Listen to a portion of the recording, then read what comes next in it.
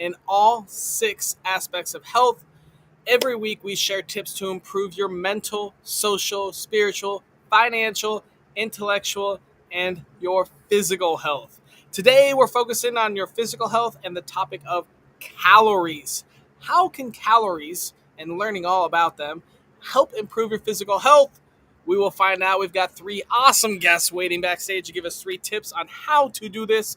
If you have never seen a Millionaires Are Made episode, I'm happy that you finally made it here. This is the show built on the fundamental belief that every person you meet knows something that you don't, and there's something to be learned from everyone in this big, beautiful world. In the spirit of authenticity and to remove as much bias or persuasion as possible, I do not talk about the tips or advice to our guests so that when they come on and tell you their tip and their advice, it comes straight from them, their own life journey, and is as authentic as possible. So we're going to have an awesome show with 3 guests with their life experiences teaching us on how to improve our physical health with calories. Audience, thank you so much for watching. We love it. We definitely, obviously, are doing this for you. Please, we'd love to engage. If you ask questions in the chat, we monitor it and we will ask them live and put our guests on the spot. So feel free to ask any questions or comments. And we also very much ask that you like, subscribe, stars, click, share, whatever it is on your social media that you're watching us. Help us out and support us. It'd be great. I do want to do some shout outs for followers. On Facebook, we got Nikki Hillazan.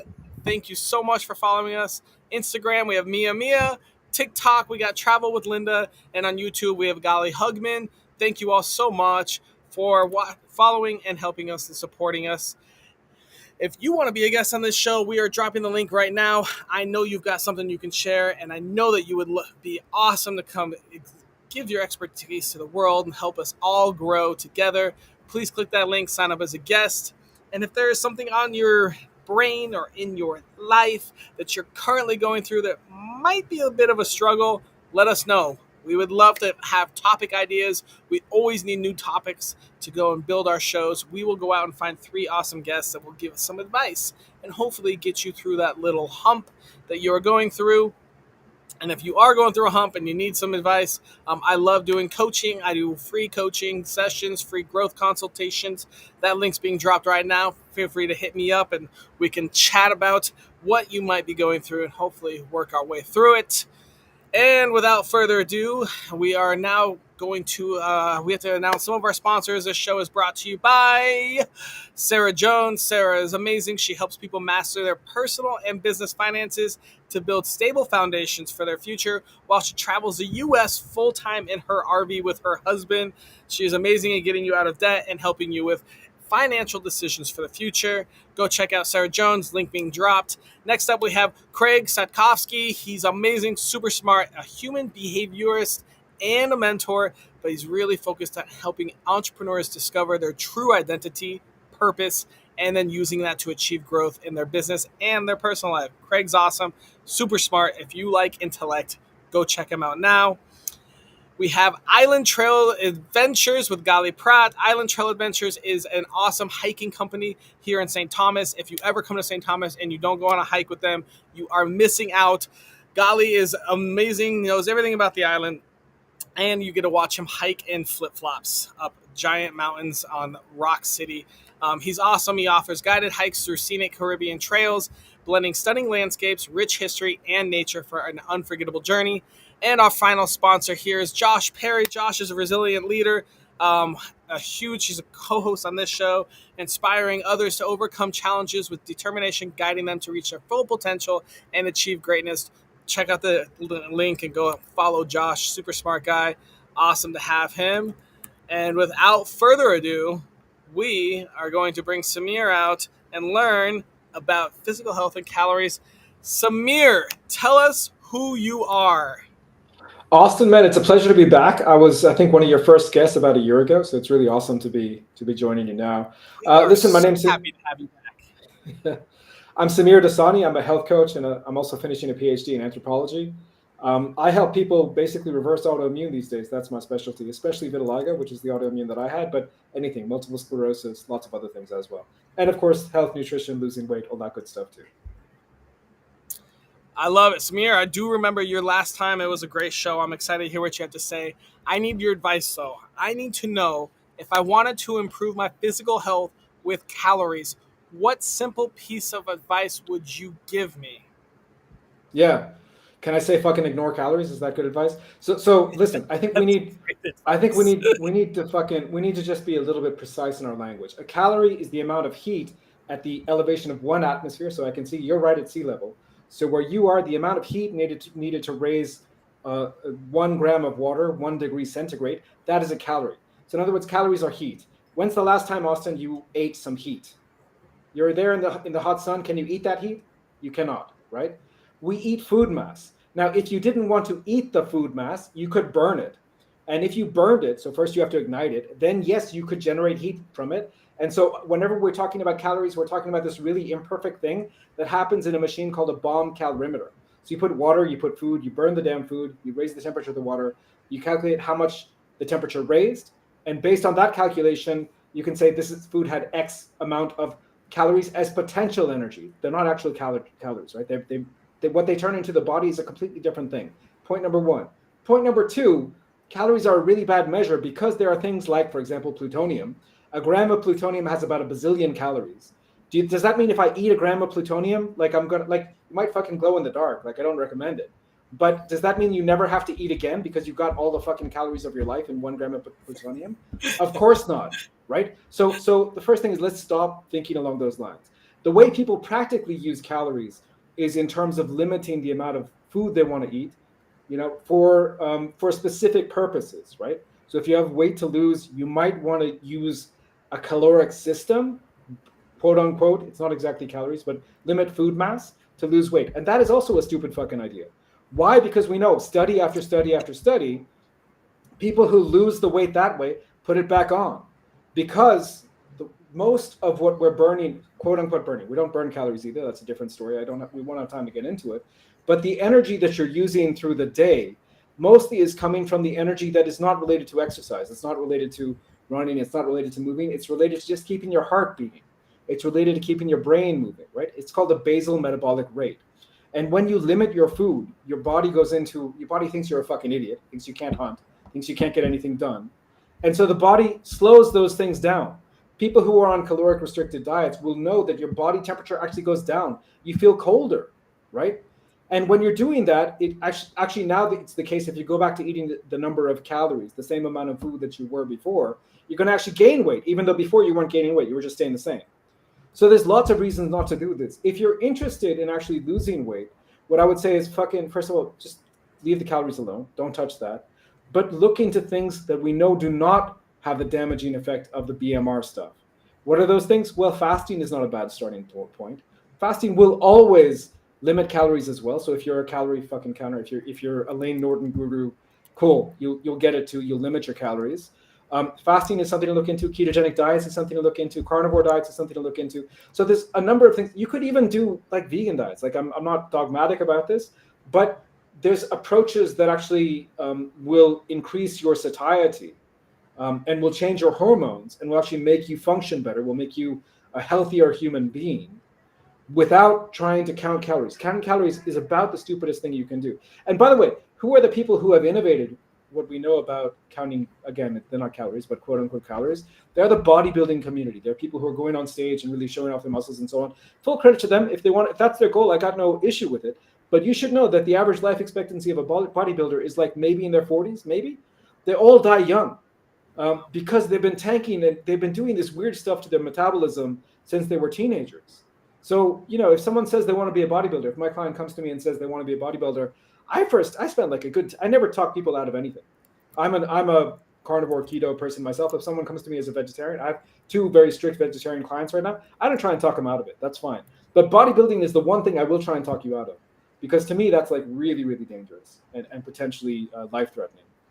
So those are some basic thoughts. I'm sorry that if that was too much of a rant, but this thing just pisses me off to no fucking end. Okay, well, let's go and let's hear some of your background. Where did you learn this information from? Where's your advice come from? So I was a vegan back in my 20s in my university days, and I thought that was for a number of reasons, including health. But I tanked my health pretty badly. And later on, so I was vegan for about maybe 10 years. I was vegetarian for another 10. And when I started losing my eyesight because of vitamin A deficiency. I had really creaky joints. My vitiligo was out of control. My autoimmune disease was out of control. I went back to university. I went and started my PhD a couple of years ago. And I started looking up, my PhD is in anthropology, not nutrition. But I went to the medical library and I started reading every paper I could find on nutrition. And I was like, holy shit, people have been lying to me all this time. There's no evidence that vegetables are healthy. And we know that low carb diets have been effective for treating all these things, but for like 120 years, like the 1880s is where some of this research was done. So, or the early 1900s. So I got fucking pissed off, Austin. Like I got really angry, and I changed my own life in a matter of weeks. My vision came back. My autoimmune went away. My joints were fine. I lost the weight. Like fixing my own health was a matter of weeks.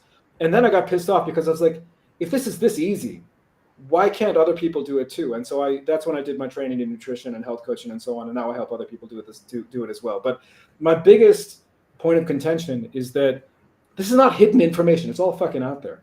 And if you just use a little bit of common sense and brain cells, you don't have to do a PhD like I did. I mean, I maybe took it to an extreme. There's things that everyone can do in their lives to get healthier. And maybe the first thing is ignoring everything you've heard from the gym bros.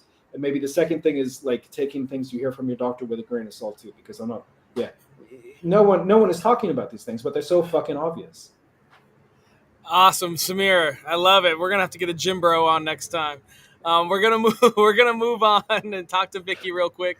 Thank you so much for your enlightenment, and we'll bring you right back out in a second. All right, Vicky. Not a gym bro, but who are you? Well, no, I am a bit of a gym bro, actually, but Oh, for okay, fun, perfect. just for fun. But actually, I did start off in the world of gyms and personal training and fitness instructing back in 1991, so quite a long time ago. But yeah, I was laughing my head off and just delighted to hear everything that Sammy had to say because I totally agree with him. Calories are something that is the reason why I do what I do, because I help people with disordered eating issues, anorexia, bulimia, body dysmorphia, binge eating. And so, what are the things that they are doing that is actually exacerbating their issues? Counting darn calories. So, yeah, they are not my friend. A calorie burned is a calorie burned. As he explained, it's just a unit of energy, like a kilowatt is a unit of electricity. But a calorie eaten is not a calorie eaten. It's nutrition. It gives us something. And we need to look at all of the issues that go along with the food choices that we make in our body as individuals. So I'm not totally anti calorie counting for people to have some kind of way of getting an idea of what is going on and then what is they're putting into their bodies, because the majority of people haven't got a goddamn clue. So something like a tracking device, I think, can be a tool, but that's all it is, a tool to help you to have a little bit more knowledge. And then when you've found out what works for your body, ditch the tool. It's no longer useful. Find out what works for your body, then ditch it. Well, yeah, I think that's a great idea. I mean, tools are only as good as the person using them. Yeah, and they All can right. get very addictive as well, because we Yeah. can then rule our lives by what a monitor or a tracking device is telling us. And hey ho, we're back into my realm of addiction. Not cool. Not good. Vicky, if I want to improve my physical health with calories, what tiny piece of advice would you give me? Well, I would agree that don't count the calories. But what I would say to you is ask your body what it wants and what it needs, because we are so good at reading information and being told somebody said this is good for you, but your body knows what it wants. So instead of thinking in terms of calories, start asking your body. And if you do any kind of muscle testing and you connect to your body, you'll know what it wants. If you feel heavy and you're falling asleep after eating certain foods, it's not a good idea to eat them. They probably don't suit you. If you feel energized and ready to rock and roll, then yeah, those foods are probably good for you. So start tuning in to what your body wants and needs and forget what your head is telling you.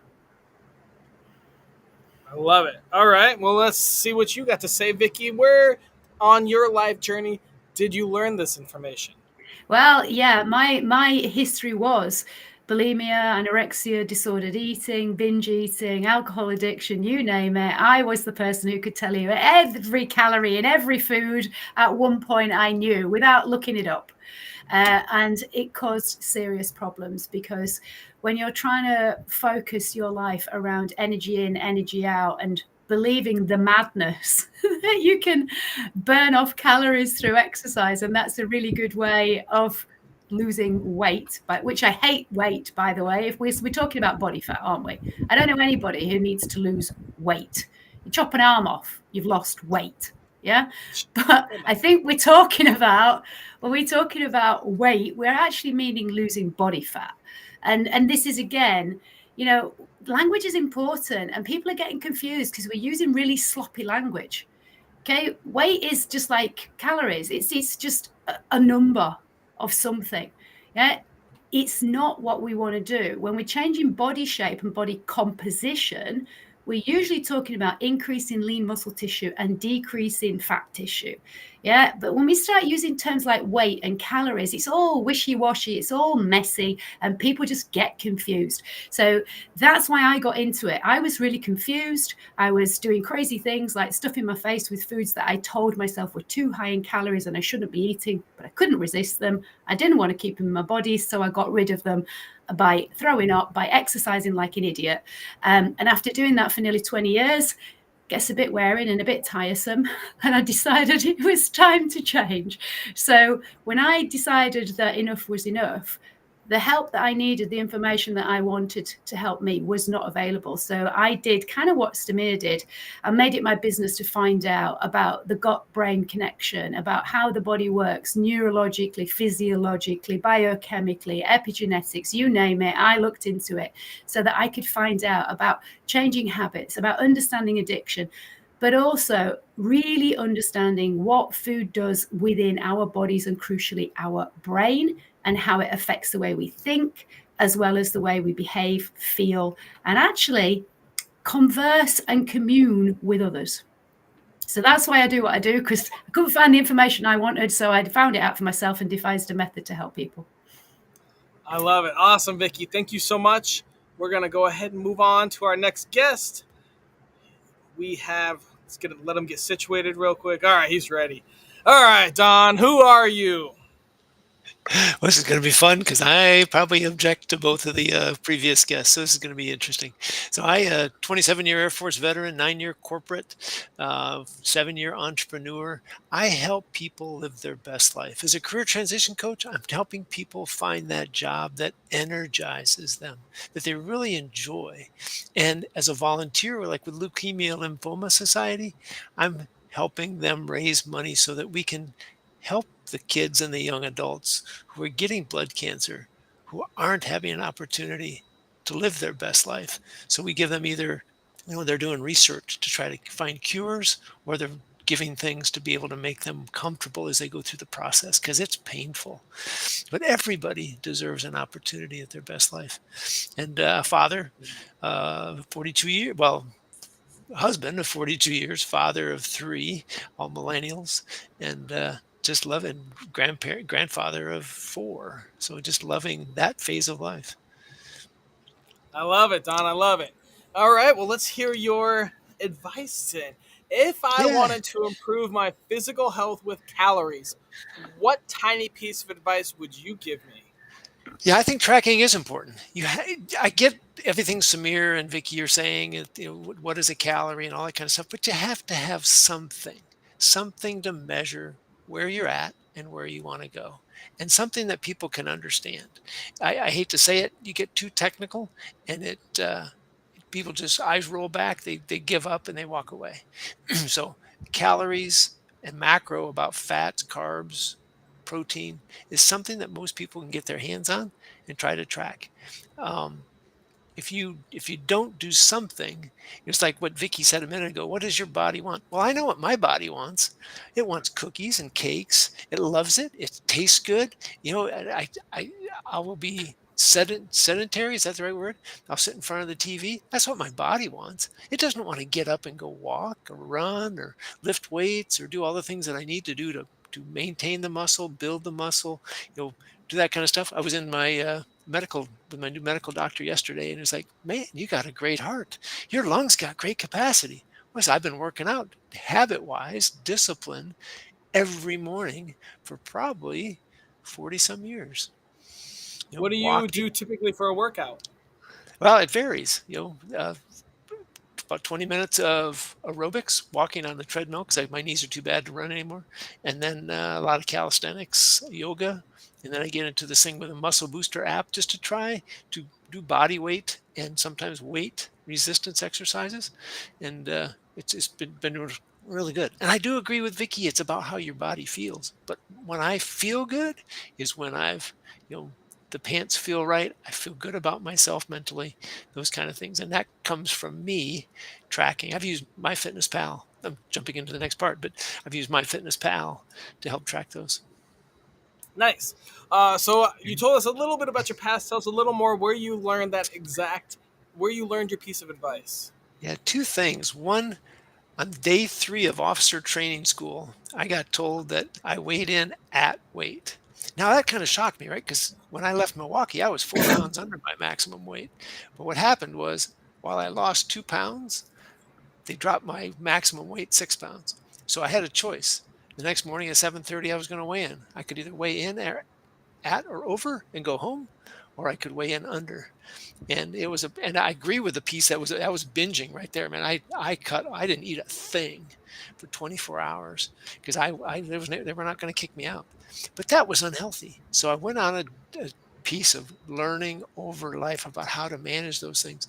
And over the last 40 years, it's been a progression of cutting out different foods that don't serve me and understanding my calories. So in 2014, I was on a project up in Oak Ridge, Tennessee, and we were working 18-hour days, and we wouldn't get done till 8, 9, 10 o'clock, and we'd go out to dinner and have burgers and fries and beer. And so the wrong time of day, the wrong kind of foods, way too much.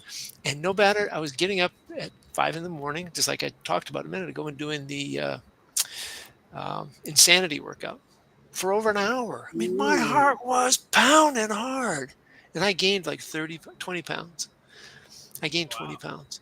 So I grabbed MyFitnessPal and I started tracking what I was eating and realizing, we said in the pre-show, all of a sudden I realized that if I went to a Mexican restaurant and had the chips and salsa, which I love, that was 1,000 calories. I'm only authorized 2,000 a day to maintain. So boom, even before I got the enchilada, which is another 1,000, just the dinner was killing me. So I had to have some place to start to be able to measure where I wanted to go to.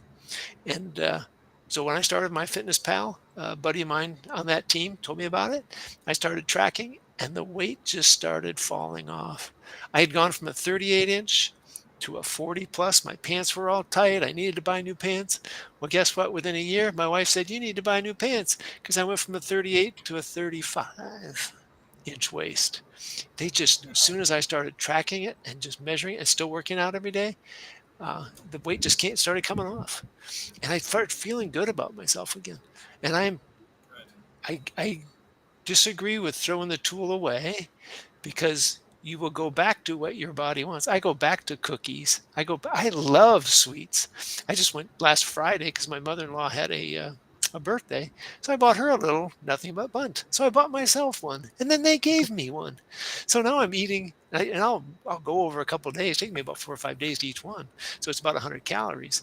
But that's my management technique to manage the calories, because eating a 600 calorie bundt cake in one day just throws everything off. Again, I've got to have some place to start, and that tool, MyFitnessPal or Fitbit, gives you that tool to manage to get to where you want to go. Awesome. All right, Don, we're going to bring everyone out, and we've got a question from the audience to ask all three. Here comes Vicky and Samir. All right, guys, we have a question from the audience. In what ways can focusing solely on calorie counting lead to negative health behaviors? I can have a go, although I know this is Vicky's area of expertise. So maybe I'll go first and then let Vicky take over. Sure. So listen, I think first of all I got to respond to Dawn, which is related to this. So I think for some people you can actually use apps and limiting and so on to actually find some kind of like a happy middle, right? I think we need to be clear on why that works. It works not because of the calories. Let's be very clear about that. It works because when you lower the amount of food that you're taking in, you lower the insulin response. One of the ways in which you can, insulin is, think of it as the fat storage hormone. There are many ways to lower your insulin response to food. One way is to just lower the amount of food that you're eating. And when you do that, it works. By the way, what I do to lose weight is also works. What I do when I want to lose weight, I eat everything that I'm eating in the day, plus I eat an extra stick of butter. Butter contains a certain fatty acid called butyric acid, which is very good for getting rid of basically the fat on the body, right? So that's how I lose weight. I lose weight by adding calories, not by subtracting. Hold on, let's calories. stop right there, Samir. Yeah. To lose weight, you eat more butter.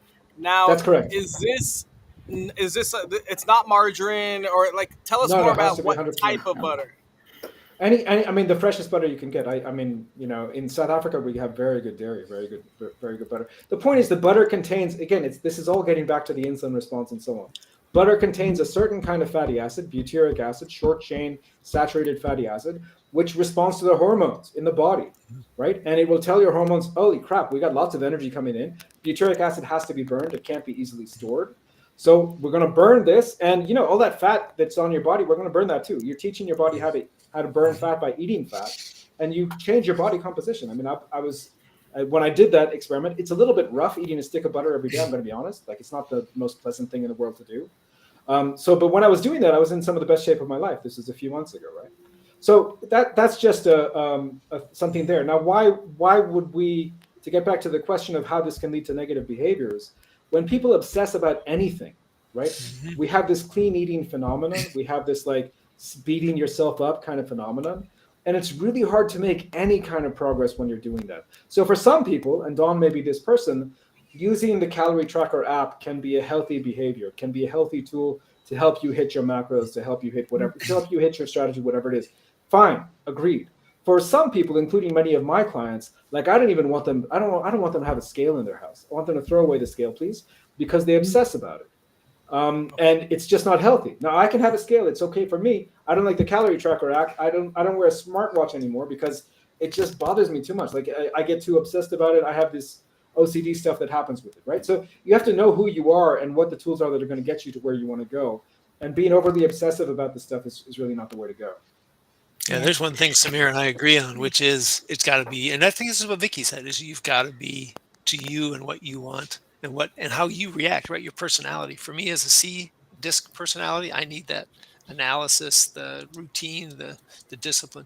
So yeah, but I think you've got a really good point there, and it is a tool, and I agree it's very useful, and I think people should have a general understanding of just what foods contain a hell of a lot of energy, and kind of what type of foods are they versus ones that don't contain very much. I think that's a general knowledge that we should have. Just like I also believe that we should know what our blood pressure is. I also think that we should know what our body temperature is, but the majority of people don't have a clue.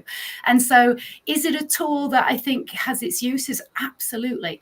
But to answer the question, why could it potentially be harmful? Well, what it can do is it can teach people to override their own hunger cues and their own full up cues.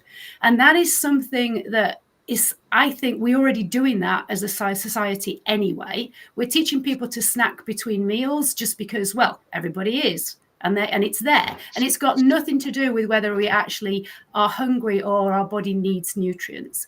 Mm-hmm. The other thing as well is that a lot of people just look at the calorie value. And I know a lot of these tools give you much more than that.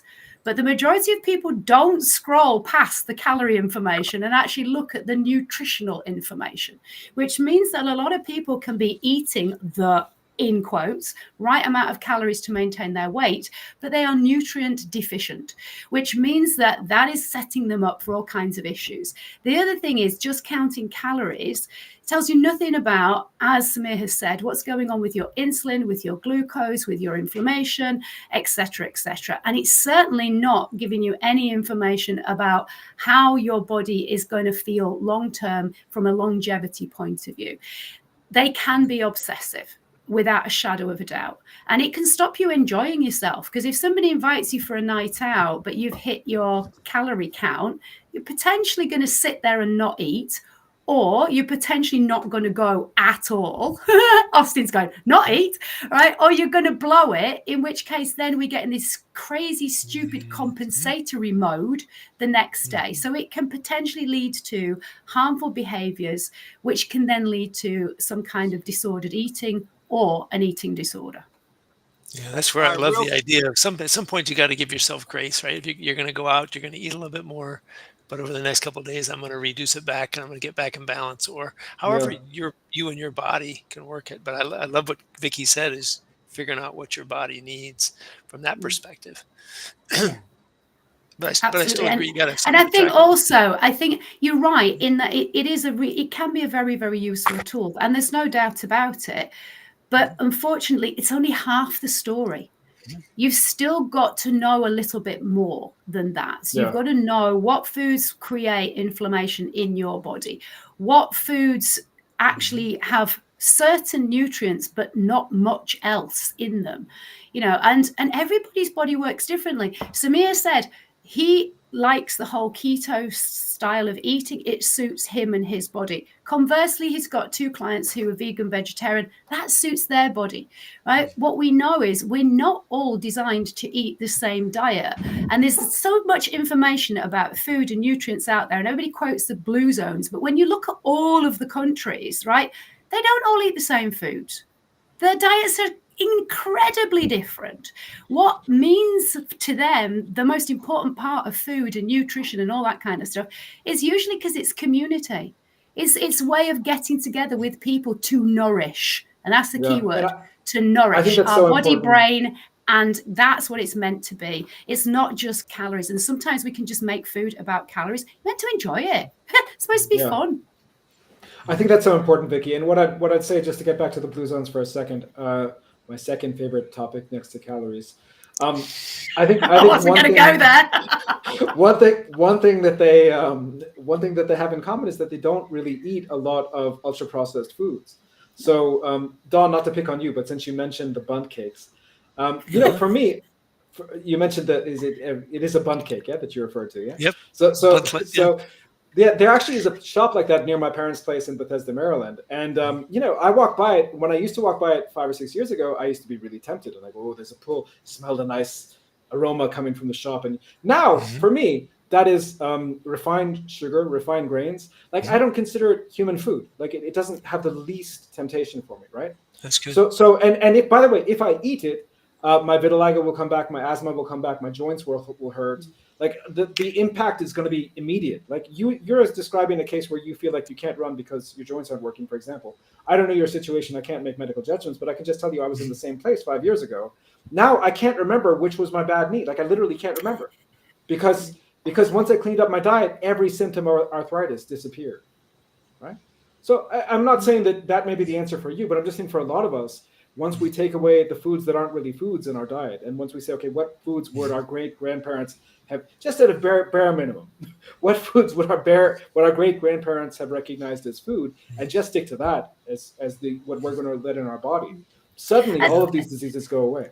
I think we've got to be mindful that also people can sometimes only get their hands on what is available, and the availability of food in different countries vastly differs.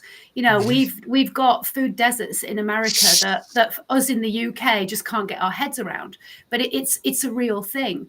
And we've got to take into account that a lot of ultra processed foods are cheap, and if people are on a budget, then they're kind of not going to think about the nutritional value. They're just going to think, well, you know what? I just need energy to help me to do what I need to do and get through the day. So in an ideal world, we would all be able to have access to farm-grown food and free-range everything. But that's cloud cuckoo land for the majority of people, when we look at all of the world as a whole.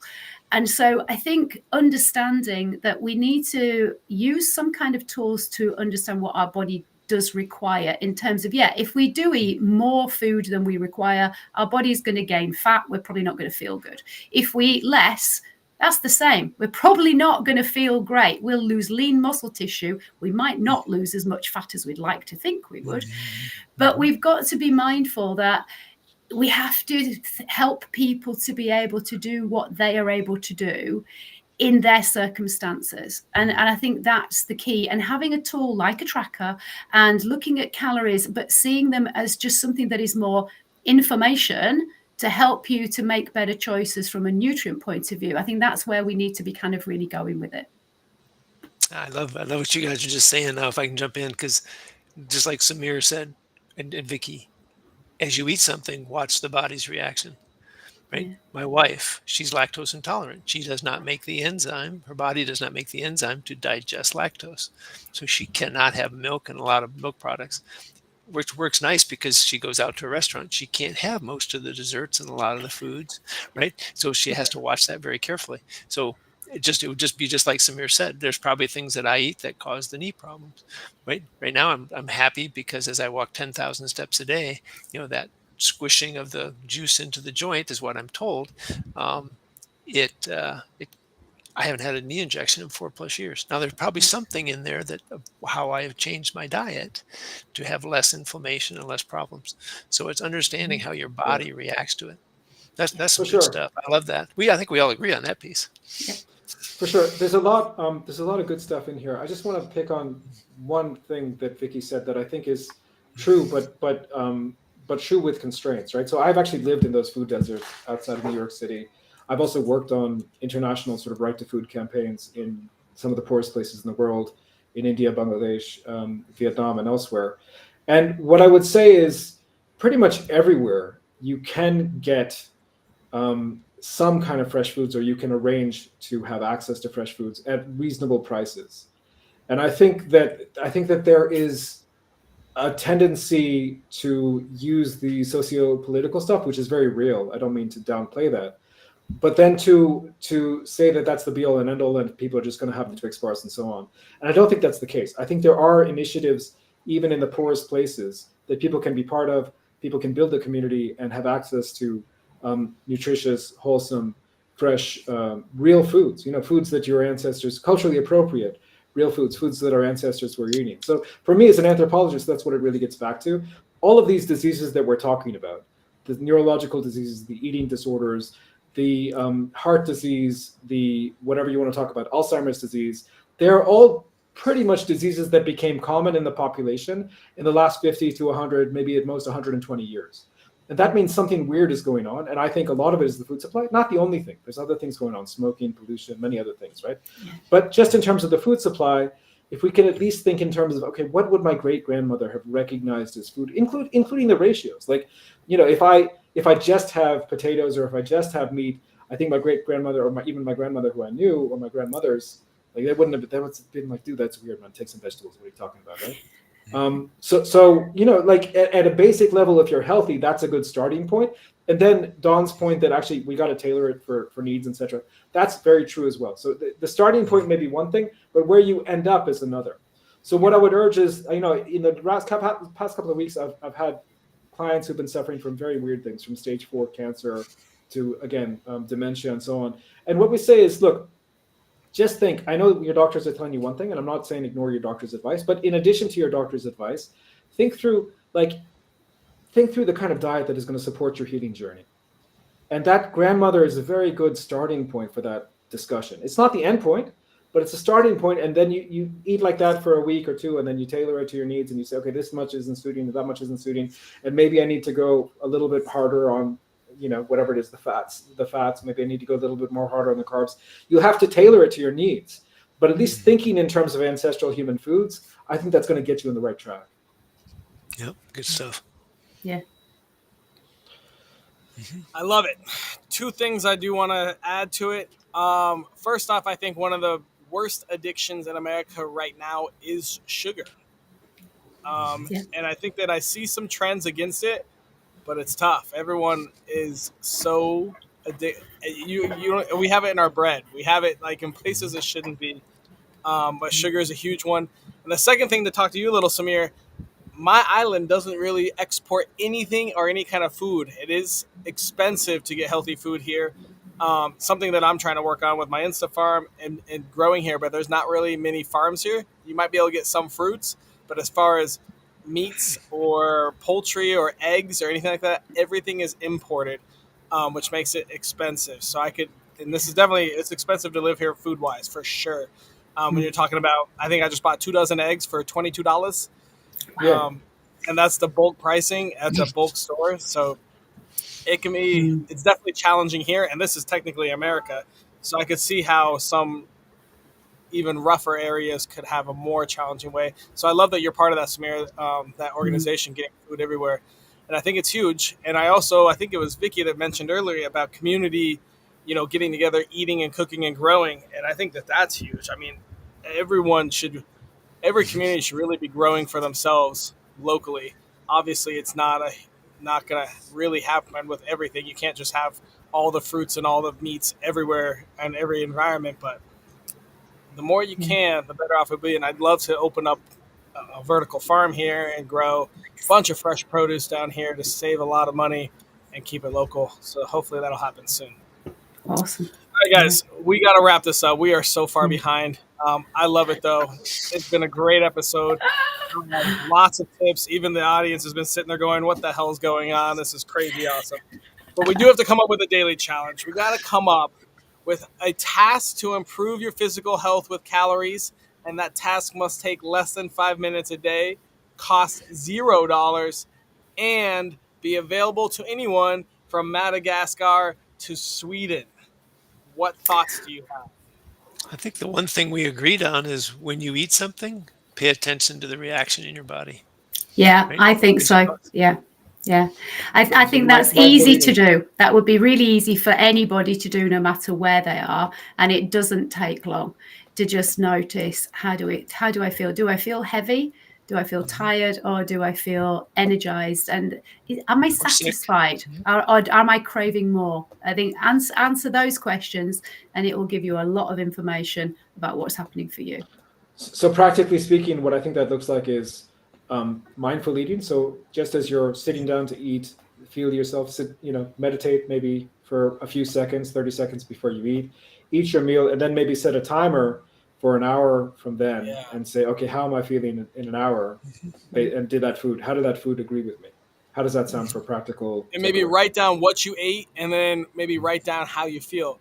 So Yeah. it could be, At the 1 hour mark. Yeah. yeah, it could be physically, it could be mentally, Mentally. Yeah. Am I tired? Am I exhausted? Am I done with the day? Do I feel like going and doing a bunch more work? And I think that's huge. So let's do this. Okay. Pick a meal. So whatever's easiest for you. If you have mornings empty or evenings empty, you pick whatever you want. Pick a meal each day. Set an hour timer. After finished,